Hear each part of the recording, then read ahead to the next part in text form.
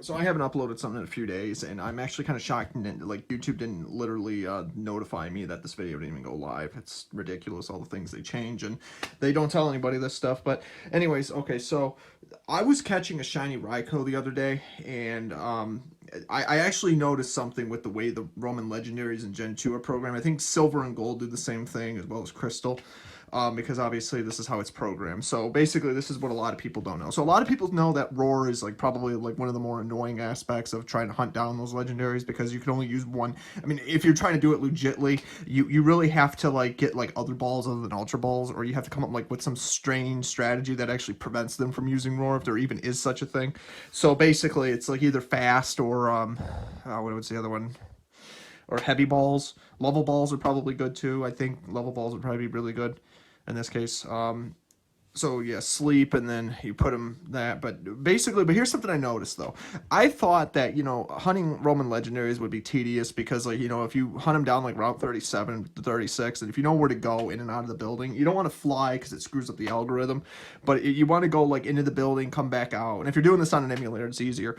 I was always thinking like when I was catching Raikou, you can use roar like 20 times, and then like after he uses it 20 times, like he can't use it anymore. Well, come to find out that is not the case. Every single time you encounter the Roman legendaries, their power points reset, but their HP, and if they have like a status effect, will still stay the same. And here's something else to think about. Even if there is still like a secondary roll the first turn, if you use mean look, even if you outspeed them like with like a level 100 Crobat, there's still a chance they might just run away instead of staying and fighting, even though it will check to see if you used mean look to prevent them from running away. So there's like two ways this can go. Well, actually three. Either they just immediately flee, either you attempt to attack them and they attempt to they'll stay and fight, or they will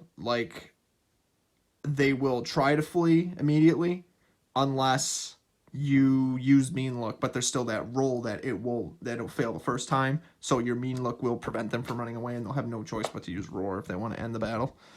So there's that aspect of it. But basically, I would still say that as far as legendary shinies go, yeah, I'd say Roman legendaries from Gen 2 are probably the worst, because you really have to know exactly where to track them. And I don't mean with the Pokedex, but I mean like where they're most likely to show up. Thankfully, they don't go in the Kanto region, but they just, they do this in Gen 2. They only stay in the Johto region. But yeah. So basically, the only strategy that I can recommend that I've heard some people suggest is if you can get a Smeargle, teach it like, you want to teach it like Spore, because that never misses, puts it to sleep. You want to teach it, what else, what the hell was that move called?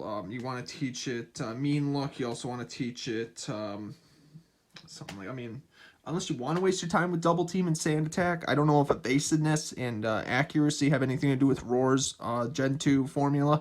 All I know is you want a level 100, because with a level 100, not only does it make level balls easier to catch these things, but it also catches, you can also use, I think Umbreon was even good too. But the problem is there's what is known as negative priority and priority points. You ever notice how like some moves can go first and some moves go last, but all of them are ranked at 0? Here's the funny thing about priority as far as Pokemon goes. When you're playing a game, Roar has a -1 priority, meaning it will always go last. If Roar goes first, however, in Gen 2, it will always fail. So there's only one move that can really make that happen, and that's counter, like the physical attack. But I still wouldn't even recommend using counter, because you might actually kill those Roman legendaries if they're not using physical attacks. I don't know if they are. Maybe well, quick attack, and probably, like, I know Raikou I would actually recommend catching Raikou with the Master Ball, because Raikou's the fastest of Suicune and Entei, but Entei is probably the second hardest, because Suicune's probably got a lower base speed, if I remember correctly. But if you have like a really high Pokemon, your stats should be really good. Then it shouldn't be a problem there. But yeah, so basically what I would recommend doing is you want to catch a level, let's see, you want to get a level 100 Crobat or something that can prevent it from running away, but you also want to use you want to stall it too. There's still a 70. From my understanding, roar doesn't always happen. There have been times I was fighting Raikou like 11 turns in a row before it decided to use the roar, and I think it's a 17.8 or something chance it'll miss if you use it on a level 40. A level 40 uses roar versus a level 100, so it doesn't always mean it will work, but there's still that chance it will fail though. But I think what you really should do is, if you can find an accurate way to track them down, use a Pokemon that just obviously outspeeds them, prevents them from moving, and probably a Pokemon that you can sleep. Somebody was saying before that you should probably get an Umbreon, because Umbreon can actually, if you can teach it Baton Pass, apparently when you use Mean Look, it still stacks when the next Pokemon you switch over to. So they know kind of weak moves, so they won't outright kill the Pokemon, but having a higher level Pokemon so you can have that extra turn to try to catch them actually does work, because here's the thing. I wouldn't recommend using the cloning glitch. I know people like to do it, but the problem with the cloning glitch, especially if you're catching a shiny legendary, it can corrupt your file. I've had it happen before. I don't know if at what point it starts to do it. It doesn't happen immediately. It's like when you start going into like the PC and you start noticing like some of your Pokemon have been cloned and stuff like that. It's all sorts of unfinished bytes and all that, and it just causes the game to basically, it creates a clusterfuck of nonsense basically. So the game decides it crashes it. It deletes the save file to prevent it from corrupting the entire game's file. So the file just deletes itself. It's basically like a backup save. The game deletes it, but then it just replaces it with the new game data. So you're gonna have to start over then. So basically, what I would recommend doing if you decide to cheat is to do it through legal means. If you want to like buy it legitly, like buy it from full data, like you go into a shop, use a code where you can buy Master Balls, for example. That'll work, because that actually is programmed like that, but if if you have like all this glitchy unfinished data, there's a chance that you're running the risk of corrupting the game. Therefore the game will delete the save file at some point, depending on how it verifies it. If it starts with a soft locking mechanism, I don't know. But basically, if that's the route you want to go, you're probably better off doing that, or just put them, generate them from the PC, the Master Balls, or just do a bunch of level balls if you really want to try to do something different. I don't know about heavy balls. I think the Pokemon go up to like 420 pounds, something like that. I don't know 100%, but they are big dogs. Kind of like Arcanine is a legendary dog, and again, we talked about before how maybe that's where the concept for the legendary dogs came from, was from Entei, or not Entei, from Arcanine. But Arcanine obviously being it's actually kind of strange, because if you look at the Beta Entei design, Beta Entei kind of looked more like a fire dog. It actually looked more like Arcanine, sort of. But it's still obviously two different Pokemon. Kind of looks like a fire German Shepherd. Really interesting. I would also recommend, I think, and I'm just saying this offhand, but if there are other Pokemon out there, basically my catch with this whole thing is, the problem with when you're doing Roman Legendaries is that you have to go inside of a building. You either catch them at Route 37 or Route 36. I'll make a video showing off what I mean by this. I'm thinking about grinding for a shiny Entei. I already got Raikou, so why not? Suicune at this point is real easy, because Suicune's not in the wild. So basically what you would want to do is you want to take other Pokemon that might, again, Spore, very fast speed, a level 100, so that way there's a chance that Roar misses, just in case you can't bypass it any other way. If you can get a Bright Powder, I think the only way to get a Bright Powder legitly is to trade a Legendary from Gen in a Gen 2, and then it'll be holding a Bright Powder. Basically misses, it causes the Pokemon to miss by 8%. So if that actually does help and that can stack, that's actually a good favorable odds for you. So that should work. But really though, for 17.8%, if I remember correctly, it really is the best you're gonna get though with Roar, because Roar, it's hard to say when they're gonna use it, but it's also the fact that their power points reset, it makes it even more ridiculous. So basically, at least they won't struggle themselves to death, but eventually you will get those legendaries, because basically what happens is, the way it works is, the second you wake them up in the burnt tower, is and keep in mind that used to be where Lugia's tower was. So once that burned down, then Ho-Oh brought them back to life. So Ho-Oh flew off somewhere in Eckerteat City. So Eckerteat City, you had to go find the legendary beast before you could actually get into the tower. That's how it worked in Pokemon Crystal. But, or at least go to catch Ho-Oh. So you needed Suicune, Entei, and Raikou. Suicune you could catch, but Raikou and Entei, different story. So you use your Master Ball on one of them, and then your odds of getting another Master Ball. Either, I would say, with the odds of being able to catch some of these Pokemon, as stupid as it sounds, like some of these Pokemon, they took forever for me. If I was doing it legitly, I remember the first time I did, I actually just started up another save file, because I actually had 2 Game Boys, a link cable, and 2 versions of Pokemon. I just went all the way until I got to the end, got my other Master Ball, traded it over, and just caught the other one. That's how I did it back in the day. But some people, maybe they just want to do it like some other way. Crystal, really all you had back in the day was the Pokemon you could catch. I know you could catch Smeargle in all versions, and you can definitely get more than 1 Eevee, so that's good. So you just had to get like a really high friendship Eevee, I believe, not max friendship, and evolve it at night, I believe, and then you get an Umbreon. And then Umbreon should be able to help you out with some of those. But Umbreon's speed isn't really that high, though. So, yeah, having a level 100 Umbreon would definitely help. Raikou's, I think the one I caught had, like, and if it's a shiny, they should have the same stats, technically, because it's a 10 DV all the way across, except for HP. The Raikou I caught had 122 HP on level 40, no EVs. The Pokemon, I think its speed was also like 122 or something like that, like something crazy. It's for a level 40, that's pretty fast actually. But some of the Pokemon that, I mean, I'd still recommend getting Crobat if you just want to, if you're not trying to take out its roar ability. Yeah, like just use a Crobat. Crobat will definitely help. But I'd also recommend, if you're going to be fighting Entei, Entei's got Fire Spin, Stomp, I believe, and maybe Ember, and then Roar. But the thing is, Fire Spin does like, I think 1/16 fraction damage, something like that. And but at least you wouldn't be dealing with like Thunder Shock and Paralysis if you were fighting Raikou. But the thing is, if Raikou ends the battle, you just go to a Pokemon Center, heal up, and then just go try to find it again.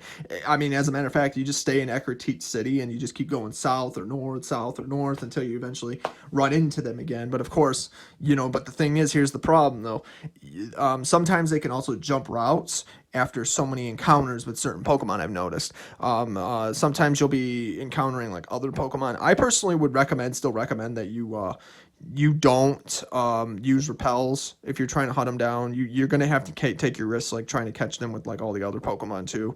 That's what makes it even more ridiculous because they got like a low encounter rate versus like maybe like Pidgeys and Ladybugs. So if you're doing this on an emulator, just use a controller, use a keyboard, but also, toggle the buttons down so that way it speeds up. Don't overheat your computer, but you'll know if your computer can handle it or not, depending on your specs. But for me, my computer wasn't that bad. It's like I have like a couple computers I use, but in this case it was an iCore 3, so it wasn't really that bad. But by catching Raikou, I think it realistically took like almost 2.5 hours, and I think I got lucky with the last one. I wasn't using stat effects, which I should have been, but sleep is definitely the best one.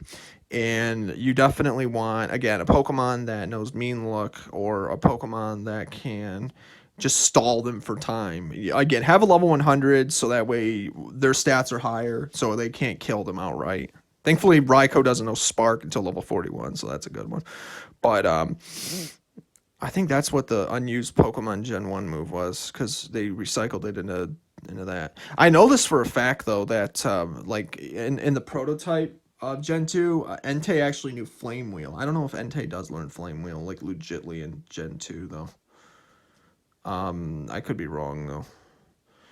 But anyways, I'm trying to think what else. There's so many damn Pokemon they have in those games, man. Like, it's just hard to keep up with some of the stuff. I always forget. Some people say Jinx is another good one, but I would recommend probably a Pokemon that can tank them, though. Like, I mean, even Crobat, having a weakness to the electricity, but still taking Raikou. It's weird. I always have the patience. I don't, like, want to run into the Legendaries again, even though I finally figured out how this works, finally.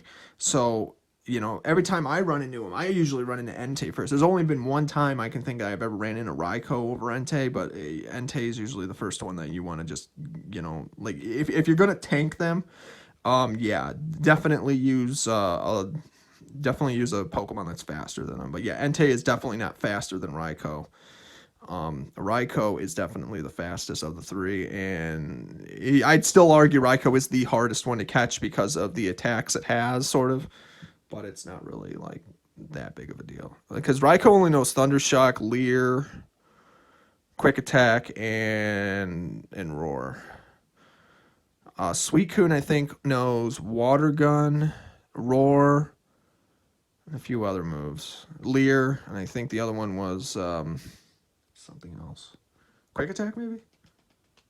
No, I again I had to double check, but that's the thing though. These Pokemon are you know, you don't want to kill them because what happens is once you wake them up from the brass tower or the tin tower where it burned down.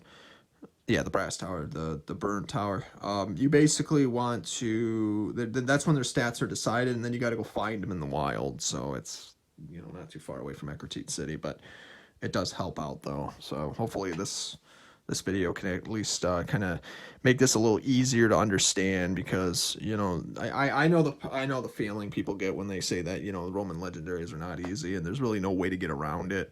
But if somehow you are able to use counter like 20 times and healing it and then Roar doesn't work then, because they'll start using other moves too, but you want to drain like 20 of it, then yeah, it's basically you just keep doing it until you catch the Pokemon then. So you don't want the Pokemon to faint then, but you don't want them to struggle either. If you can, okay, this is my advice. Okay, if it's true what they say that counter can do that, you want to teach a Pokemon double team. You can buy more than one of them, but you got to get it at the Celadon game counter for like 1,500 chips. So that's about 30,000 yen you'd have to spend, I believe. You beat the Elite Four in one session, you'll get like at least a little over that. But if I remember correctly, anyways. And there's the amulet coin too you can get. So there's that in Goldenrod City, but you have to do that like it's in the basement, like when you're coming out of Team Rocket. So once you rescue the radio tower executive. So basically, again, the same one that gives you the clear bell, or he gives you the rainbow wing, depending on. No, he gives you the key. Yeah, he gives you the key to the top floor, something like that. What was it? The card key. Yeah, the card key gives you something like that. Something I'm trying to remember. But anyways, you get the amulet coin, and it helps out a lot. Doubles everything at the Pokemon that's holding it. Has it in. I think it even stacks too. The more that Pokemon comes back into play. I don't know how true that is. I know it works in Gen 3 though. Easiest way to make a lot of money in that game. But so basically, you want to like rank up a lot of Pokemon. You want to rank up a lot of money, and then once you rank up a lot of money in that game, you basically could just go buy whenever you want, legitly. So, but the thing is, though, level balls help out a lot, too, so you really don't need, you know, as long as you can catch them right away, it helps, too. But, like, slowing them down, if you can keep putting them to sleep, will help out tremendously, too. But then there's always that turn they wake up, and then they use Roar, and then you gotta go find him again, set it up again, and like because it's actually interesting. While Spore does not miss, I don't know exactly the formula that the Pokemon sleep works for, because then it's like depending on like if they use rest, for example, it'd be like 2 to 3 turns that they fall asleep and then they wake up. But it's like if you put them to sleep with Spore, it's like anywhere between like 2 to 5 turns or 1 to 5 turns. I've seen some Pokemon wake up, and I swear it wasn't because they had Early Bird or Insomnia as an ability, but some of the Pokemon just wake up sooner than other ones. So yeah, there's that you got to watch out for, but it does make it a lot easier though, because Spore never misses, and you can always heal in between times. But eventually you'll get them. Eventually, you know, that legendary Pokemon will, you know, go through, and it will work. So that'll be nice. But yeah, I do think that I still think Gen 2's got the hardest of the legendaries. Really, because you just have to be able to figure out. I think a lot of people just don't know how to track them accurately. That's why it seems like it takes forever, because then you got to figure out how to get them accurately. But that will work though. So if you can do that, then that should definitely help out tremendously. So yeah, again, if I find any more advice, I'll make it. But again, subscribe if you're not already. If you have any requests, let me know. And support me on Patreon if you want to. You don't have to, but you know, if you want to see more content, support my work, it'll definitely go back into this channel somehow. So you're not going to be, you know, it's not a scam. But yeah, I just like to help people out. So again, have a great day, and let me know how that goes for you. If you need any other strategies, let me know.